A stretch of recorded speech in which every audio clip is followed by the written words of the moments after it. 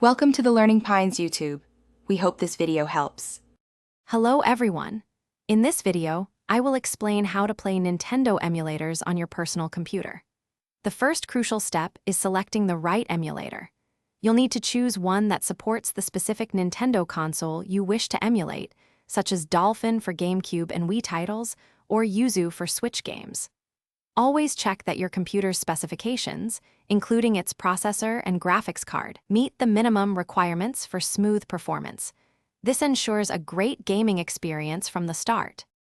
Once you have your emulator, the next step is to acquire your game files, often called ROMs. The only legal and recommended method is to dump these files from your own physical game cartridges. This typically involves using a specialized device that connects to your console or cartridge, allowing you to transfer the game data directly to your personal computer. It is very important to avoid downloading copyrighted game files from unauthorized websites to ensure you are playing legally. With your emulator chosen and game files ready, it's time for configuration. First, install the emulator software on your personal computer, following the on-screen instructions. Next, you will load your legally obtained game ROMs into the emulator's game library.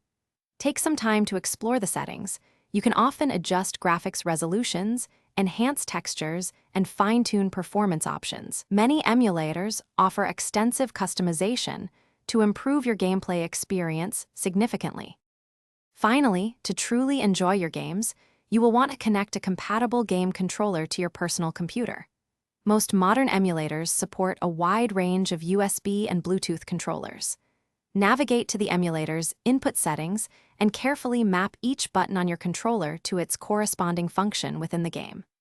Once configured, you are all set to dive into your favorite Nintendo titles, experiencing them with enhanced visuals and the comfort of a familiar controller. Thanks for watching. Consider subscribing if we helped you.